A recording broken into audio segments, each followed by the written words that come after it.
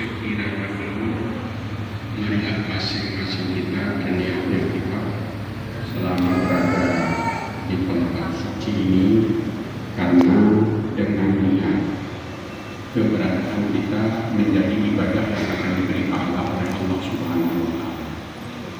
Sekiranya kita tidak berniat, maka kita dulu berada dalam hidup ini hanyalah merupakan pekerjaan biasa, bukan sebuah ibadah. Ya, pada kesempatan ini kebetulan saya berada di sini atau berada di kota Sinabang. Saya dari Banda Aceh. Bagi yang belum kenal, saya hari-hari saya bertugas sebagai dosen di IAIN di UIN malam ini di Banda Aceh. Saya ada di sini tugas untuk Bank Aceh Syariah dan dalam Bank Aceh. Jadi kebetulan malam ini lapang. Saya singgah karena sama-sama sebagai warga Muhammadiyah. Hadirin hadirat yang terhormat, semua kita tahu bahwa salah satu doa yang sangat dianjurkan kita ucapkan ini adalah doa Rabbana atina fid dunya hasanah wa fil akhirati hasanah wa qina adzabannar. Ini doa ini bermakna kita perlu berusaha agar kita sejahtera di dunia dan sejahtera di akhirat. Doa ini atau ayat yang kita jadikan sebagai doa ini merupakan penjabaran, merupakan makna, merupakan isi dari wa ma khalaqtul jinna wal insa illa liya'budun, bahwa Allah menyatakan manusia ini diciptakan adalah untuk mengabdi kepada Allah. Dan pernyataan kita, inna sholati wa nusuki wa mahyaya wa mamati lillahi rabbil alamin. Sesungguhnya ibadahku, sesungguhnya salatku dan ibadahku dan hidupku serta matiku semuanya untuk Allah Subhanahu wa Ta'ala. Kita mengabdi kepada Allah bukan sekedar mengabdi. Jadi artinya ibadah kita itu bukan sekedar beribadah.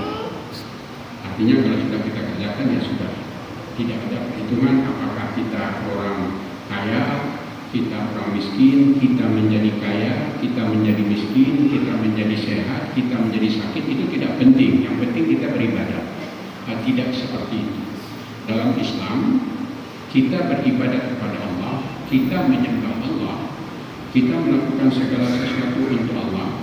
Tujuannya antara lain bagi kita sendiri, kita sejahtera di dunia dan sejahtera di akhirat.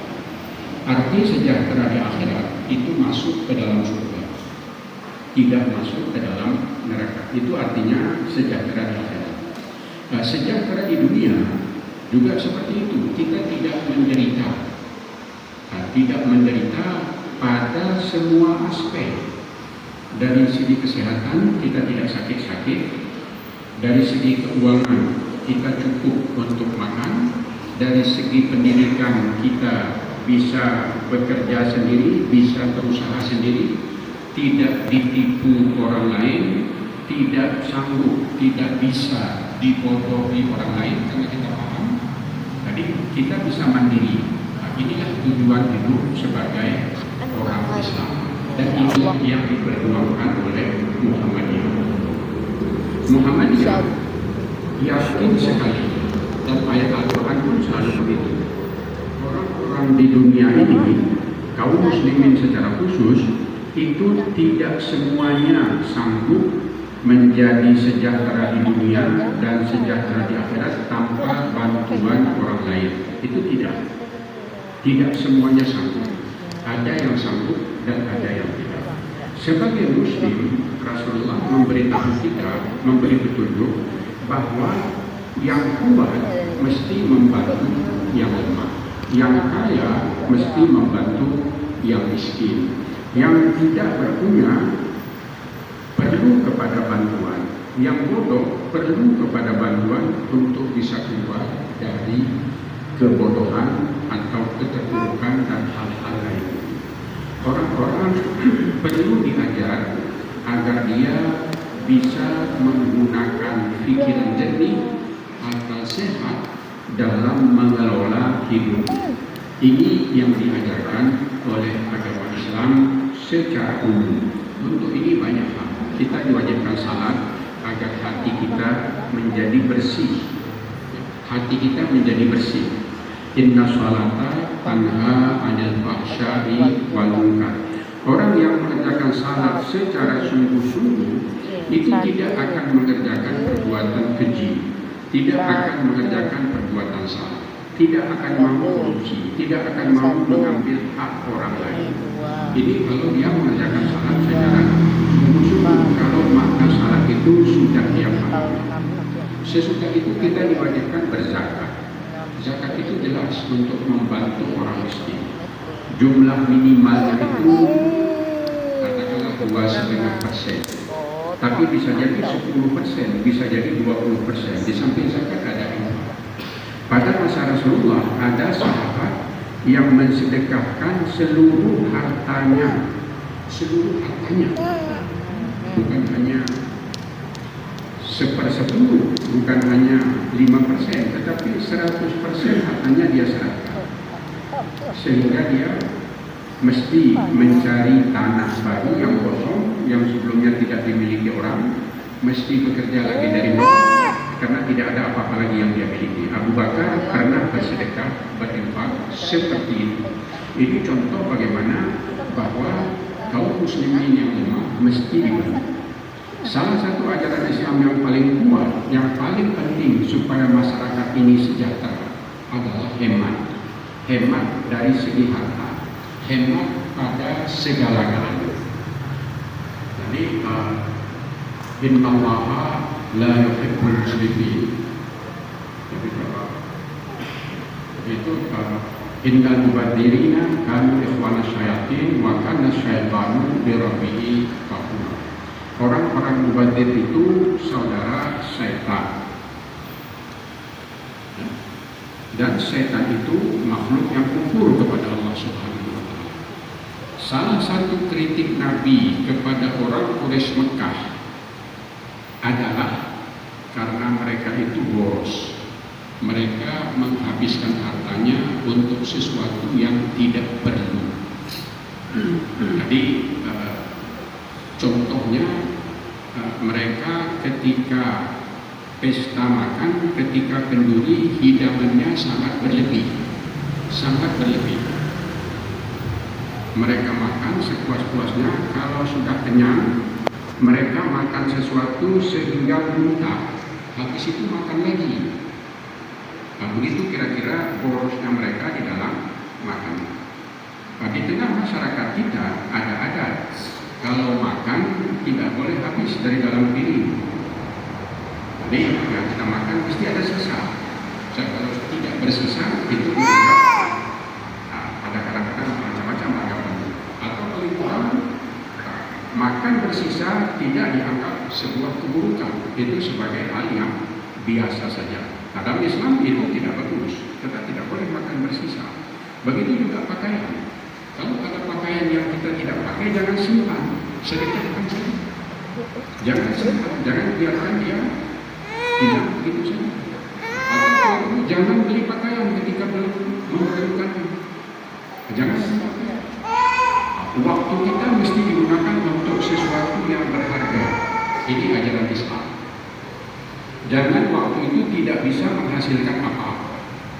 Kalau kita ngobrol, kita berbicara, kita bercanda, canda itu bisa mempererat ukhuwah, bisa menambah pengetahuan, bisa memperluas wawasan atau sesuatu yang lain. Tapi canda yang tidak ada tambahan sesuatu, canda yang tidak bermanfaat, itu sebuah kemubaziran. Dalam sebuah hadis umpamanya Nabi berkata yang maknanya lebih kurang, kalau kamu ingin sejahtera di dunia, maka kamu harus punya pengetahuan. Kalau kamu ingin sejahtera di akhirat, itu juga mesti dengan pengetahuan. kepada keduanya, itu juga lebih-lebih lagi mesti dengan pengetahuan. Pengetahuan di sini pengetahuan apa? Semuanya. Semua pengetahuan yang bisa menjadikan kita sejahtera di dunia dan sejahtera di akhirat. Pengetahuan yang menjadikan kita tidak bergantung kepada orang lain. Pengetahuan yang menjadikan kita bisa membiayai hidup kita sendiri. Pengetahuan yang menjadikan kita dalam beribadat itu semakin khusyuk dan semakin baik. Semuanya itu perlu. Dalam hadis lain Nabi berkata, kalau seseorang meninggal maka amalannya terputus, artinya tidak ada lagi tambahan pahala bagi dia karena amalannya sudah selesai. Orang yang sudah meninggal tidak akan bisa salat lagi. Dan salat itu memberi pahala, tapi karena dia tidak bisa salat maka tidak ada pahala lagi karena dia tidak bisa lagi beramal. Tetapi kata Nabi, ada 3 amal yang ketika kita kerjakan waktu hidup itu akan tetap berpahala sesudah seseorang mati, sesudah seseorang wafat.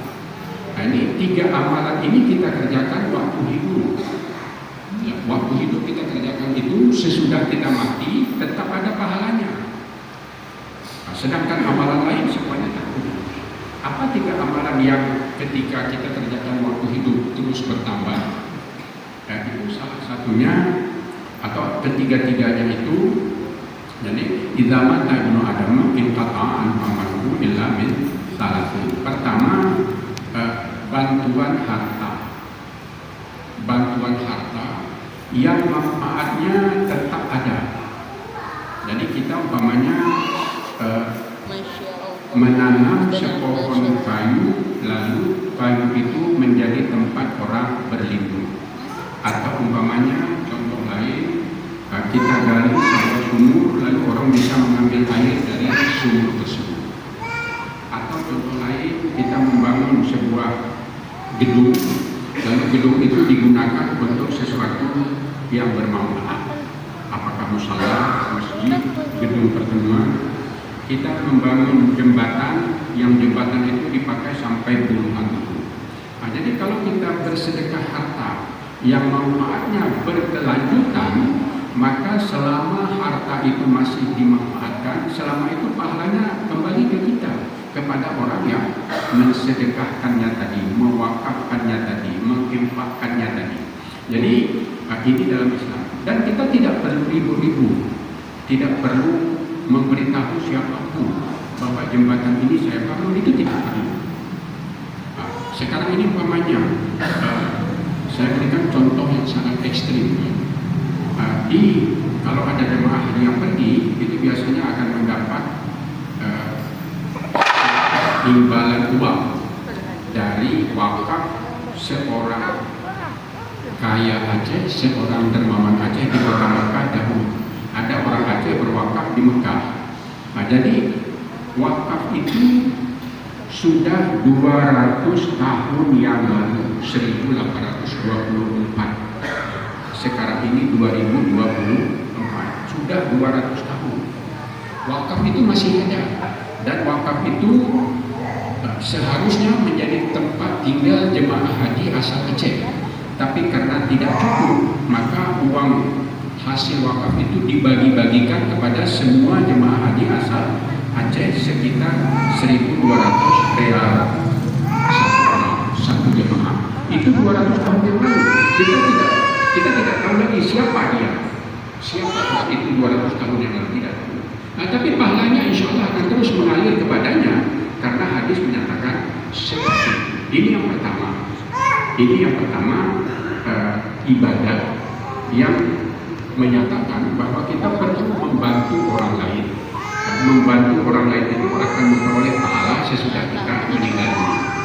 Yang kedua, pekerjaan yang pahalanya tidak putus-putus itu kemampuan setiap orang tua, kemampuan seorang ayah dan seorang ibu untuk mendidik anak-anaknya sehingga anak itu mandiri, sehingga anak itu menjadi anak yang berbakti. Arti berbakti di sini, dia mengetahui mana baik, mana buruk, mana halal, mana haram, dia bisa bekerja menghidupi dirinya, tidak menjadi pengemis, tidak bergantung kepada orang lain. Dia bisa sejahtera dalam arti yang seluas-luasnya. Jadi setiap ayah dan ibu yang mampu mendidik anaknya, siapapun anaknya itu, berapapun jumlah anaknya, maka ayah dan ibu itu akan memperoleh pahala karena keberhasilannya mendidik. Nah ini yang perlu. Jadi waladun salihun yad'u lahu. Ya, jadi kemampuan mendidik sehingga anak itu berbakti kepada orang tua, peduli kepada masyarakat, tidak hanya mementingkan dirinya kalau dia kaya, atau sebaliknya tidak mengemis kepada orang lain, tidak mengharap bantuan dari orang lain, tetapi bisa mandiri. Nah, orang tua yang seperti itu akan mendapat pahala, tidak berkeputusan terus-menerus. Yang ketiga, pengetahuan yang bermanfaat untuk orang lain. Pengetahuan ini apa saja, bukan pengetahuan agama saja, apa saja. Saya sering memberi contoh, dan mungkin beberapa tahun yang lalu ketika saya kemarin contoh ini sudah saya kemukakan juga. Saya tidak ingat persis, tapi mungkin ada jemaah. Tapi saya ulangi lagi. Saya sering katakan, kalau umpamanya Pak, kita bersawah, kan itu pekerjaan yang paling tradisional, yang paling awal dikerjakan oleh penduduk ini kan bersawah. Itu yang paling awal. Kalau bertani seperti cengkeh itu kan belakangan baru ada harganya. Nah, kita tanam pala juga belakangan baru ada harganya. Tapi bersawah itu kita tidak tahu. Kalau pokoknya saya tanya kepada Bapak, di sebelum itu pasti ada sawah. Siapa yang buat sawah itu dulu? Sudah berapa generasi sawah itu dibuat? Sudah berapa generasi sawah itu dibuat jadi sawah, dibuat hulu airnya, dibuat paritnya, dibuat pemakangnya, dibuat seperti. Sudah berapa generasi? Saya tidak tahu. Mungkin sudah 5, mungkin sudah 10 generasi, mungkin sudah lebih ke atas. Tapi mereka membuat sawah itu pakai pengetahuan tidak? Kalau dia pakai pengetahuan, ada tali air dari hulu ke sungai, dari hulu sampai ke sawah kita dibuat. Ada tali air, ada bendungan, ada sebagainya. Itu orang yang membuatnya dahulu itu pengetahuan Pak. Itu pahalanya tidak putus-putus selama bendungan itu kita pakai, selama tali air itu kita pakai, selama sawah dengan pematang yang sudah dibuat itu kita pakai. Itu tidak putus-putus pahala. Nah, contoh lain lagi dalam kaitan ini itu bajak. Jadi bajak untuk untuk mengerjakan sawah. Nah, bajak ini biasanya ditarik dengan lembu. Nah, mata bajak itu besi itu siapa yang pertama membuatnya? Kalau yang membuat mata bajak itu dahulu seorang Muslim, maka sampai sekarang ketika kita masih memakai bajak dia dapat pahala. Karena itu pengetahuannya bermanfaat. Traktor, lampu ini dan sebagainya, mic ini. Nah, sekiranya mereka yang mengerjakan ini seorang Muslim, maka mereka akan mendapat pahala terus-menerus. Hadirin hadirat jemaah yang terhormat. Nah, jadi saya kembali ke awal tadi. Sebagai Muslim kita mesti berusaha agar menjadi sejahtera di dunia dan sejahtera di akhirat. Sejahtera di akhirat itu masuk ke dalam surga. Kita beribadah sehingga kita tidak sampai ketika yakin, tapi kita merasa, kita berusaha, kita bekerja terus-menerus agar ibadat kita itu bisa membawa kita ke dalam surga. Itu paling kurang. Tapi kalau bisa tentu surga yang lebih baik, surga yang lebih tinggi, surga yang lebih nikmat. Karena surga juga bertingkat-tingkat. Kemudian untuk kehidupan di dunia, kita tidak bergantung kepada orang lain. Kita bisa mandiri. Kita tidak bisa dipengaruhi oleh orang lain, tidak bisa ditipu oleh orang lain, tidak bisa diperbudak. Ini yang lebih keras lagi. Tidak bisa diperbudak oleh orang lain. Kita bisa bekerja sendiri, kita bisa mandiri. Kalaupun tidak mandiri, kita bisa bekerja dengan orang lain, tetapi kita tidak dibodohi, kita tidak diperas. Tenaga kita tidak dibayar secara wajar. Ini intinya seperti itu. Hadirin hadirat yang hormat, Muhammadiyah didirikan untuk tujuan itu. Karena Untuk bisa sejahtera di dunia, untuk bisa sejahtera di akhirat, dalam Islam itu mesti ada perencanaan. Hidup ini bukan sekedar dijalani. Hidup yang baik itu mesti direncanakan. Saya ulangi kembali, hadirin hadirat Bapak Ibu, adik-adik, anak-anak kami sekalian, hidup itu mesti direncanakan. Ya mungkin untuk anak-anak yang masih tingkat MCN belum ada perencanaan ini.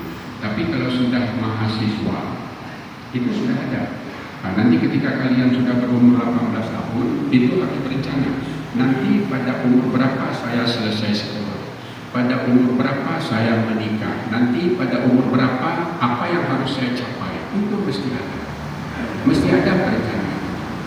Bahkan bukan hanya perencanaan dari segi ekonomi, juga kesehatan. Semua kita mesti merencanakan, mesti berusaha agar kesehatan kita itu tidak menjadi buruk. Kesehatan itu tetap baik, itu direncanakan. Kalau umpamanya ada orang yang ketika usia muda hidupnya tidak teratur, bagaimana kita katakan bahwa nanti pada umur 70 tahun kesehatannya akan baik? Kalau kita mau menabung uang untuk masa tua, kesehatan juga seperti itu.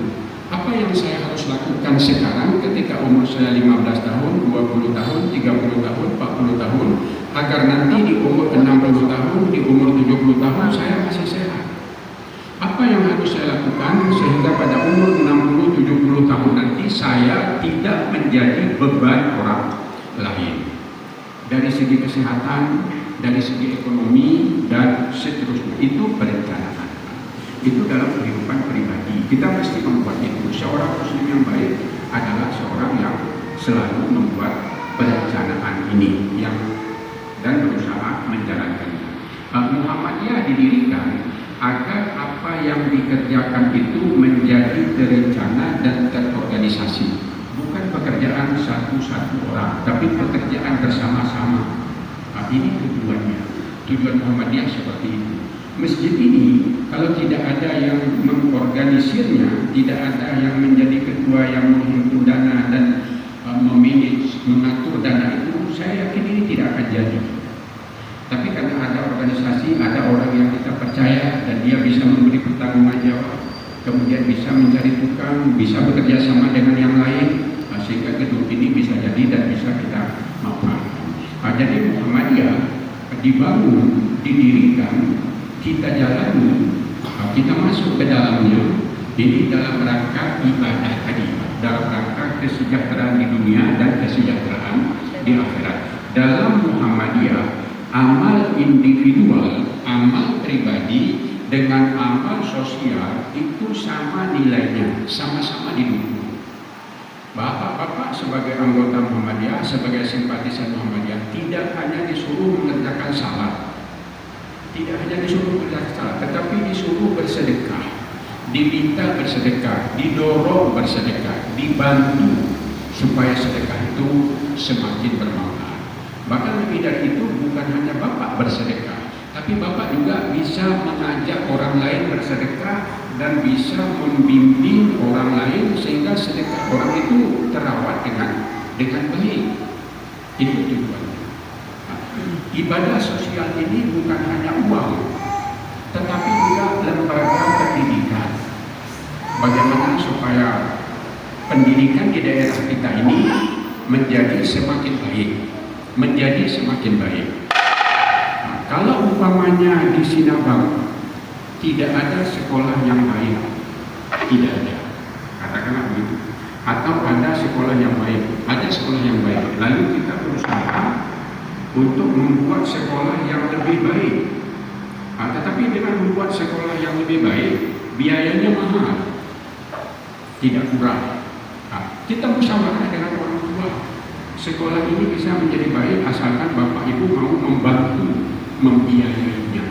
Kami sanggup mencari guru, kami sanggup mengatur manajemennya, tapi syaratnya Bapak Ibu mau membiayainya, karena tidak ada orang lain yang membiayai. memanage seperti itu, mengatur seperti itu, mengorganisir seperti itu, mencari guru, mengajarnya, disiplin dan sebagainya. Itulah kerja kita di Muhammadiyah, itulah ibadah kita, itulah amal kita sebagai tambahan untuk amal pribadi tadi. Ini dikerjakan oleh Ahmad Dahlan, pendiri Muhammadiyah 100 tahun yang lalu. Itu dia kerjakan 100 tahun yang lalu.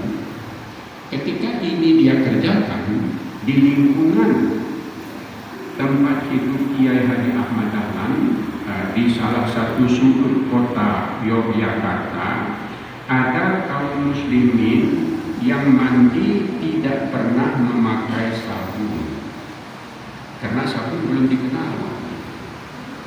Muhammadiyah memperkenalkan bagaimana mandi pakai sabun supaya sehat. Itu contoh kecil. Dan banyak yang lainnya lagi, memperkenalkan lampu listrik, mengenalkan sekolah belajar pakai bangku, mencetak buku belajar. Itu semua diajarkan ditempuh oleh Ahmad Dahlan 100 tahun yang lalu, yang sampai sekarang masih kita nikmati. Jadi itulah kerja kita di Muhammadiyah. Untuk itulah Muhammadiyah ini sama-sama kita bangun. Muhammadiyah itu merupakan organisasi yang berorientasi ke masa depan. Jadi orientasi yang berpikir anak-anak kita nanti bagaimana. Itu yang sangat berpikir ekonomi masyarakat kita ini ke depan bagaimana. Kesehatan masyarakat kita ke depan bagaimana. Itu dipikirkan oleh Muhammadiyah. Jadi Muhammadiyah melihat ke depan itu kepada anak-anak kita nanti.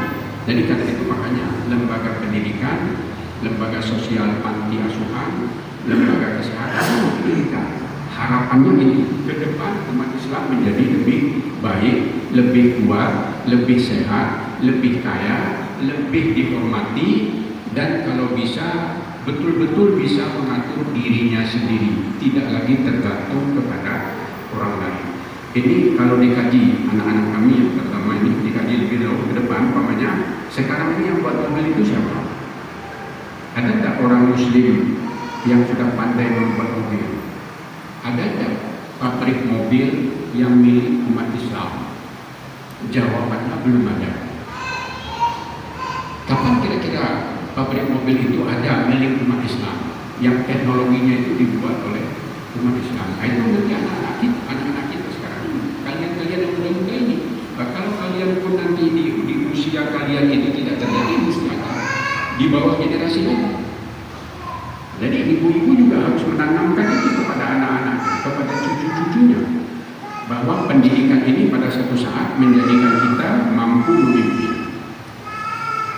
Kalau umpamanya mungkin di antara jemaah ada yang mengikuti peristiwa Palestina, bagaimana Hamas melawan Israel. Sekarang ini Hamas itu sudah bisa membuat senjata yang tidak bisa dikalahkan Israel. Dan itu baru terjadi sekarang, sesudah 70 tahun berperang. Jadi sesudah 70 tahun berperang baru ada senjata yang sedikit bisa mengimbangi Israel. Sudah 4 bulan perang ini Hamasnya tidak bisa dikalahkan. Tapi dahulu cuma 7 hari perang, 10 perang. Nah, sekarang ini sudah ada. Tapi apakah nanti Palestina, saudara kita Muslim di sana bisa mengalahkan Israel? Nah, ini belum tahu lagi, karena itu kan berat sekali. Teknologi Amerika itu ya belum tentu bisa dikalahkan oleh Hamas. Yang membantu Hamas ini sekarang ini yang jelas-jelas membantu itu kan hanya saudara kita dari Iran. Iran yang membantunya banyak. Turki, negara Arab lain tidak banyak bantuannya. Bantuan teknologinya, bantuan persenjataannya itu kebanyakan hanya diberikan oleh Iran dan Turki. Mungkin ada yang lain tapi kita tidak tahu. Tapi begitulah kira-kira keadaan. Hadirin hadirat jemaah yang terhormat. Jadi saya kembali bahwa kita bermuhammadiyah tujuan utamanya mensejahterakan diri kita di dunia, mensejahterakan diri kita di akhirat nanti sesuai dengan amanah Allah, dan itu kita lakukan dengan organisasi. Organisasi ini mengajarkan kepada kita bahwa ibadah sosial dengan ibadah individual itu sama pentingnya. Kita mengerjakan salat malam di rumah itu sangat penting, tapi membantu tetangga kita yang miskin itu juga sangat penting. Membantu sehingga anak-anak kita bisa memperoleh pendidikan yang baik itu juga sangat penting. Jadi bukan hanya salat malam itu penting, bahwa di kota Sinabang ini ada lembaga pendidikan yang kualitasnya sangat bagus. Walaupun itu tugas pemerintah, Muhammadiyah ikut memikirkannya, ikut membantu. Bagaimana di sini ada SD MIN yang paling bagus, ada MSN atau SMP yang paling bagus, ada MAN SMA yang paling bagus. Ya kita berusaha dengan orang tua murid bagaimana supaya sekolah itu menjadi paling bagus, sehingga nanti anak-anak di Sinabang tamat SMA di Sinabang, tamat MAN di Sinabang, bisa masuk perguruan tinggi negeri sampai jumlah maksimal. Ini salah satu yang diusahakan oleh Muhammadiyah sebagai organisasi, dan ini tentu harus kita ajak orang tua murid. Kalau dia tidak mau membayar mahal, tidak mungkin sekolah ini kita wujudkan, karena tidak ada biaya. Kita hanya bisa mencari guru yang bagus, kita hanya bisa membangun gedung yang bagus, kita hanya bisa menertibkan itu secara baik kalau jumlah gurunya cukup dan kualitasnya baik, dan untuk itu memerlukan biaya. Hadirin hadirat jamaah salat maghrib yang dirahmati Allah, barangkali demikian yang saya sampaikan. Yang masih ada waktu, karena tadi saya diberitahu sampai bisa, kalau ada beberapa pertanyaan, insya Allah akan saya coba menjawabnya. Saya usahakan untuk menjawab. Barangkali silakan. Ya, silakan.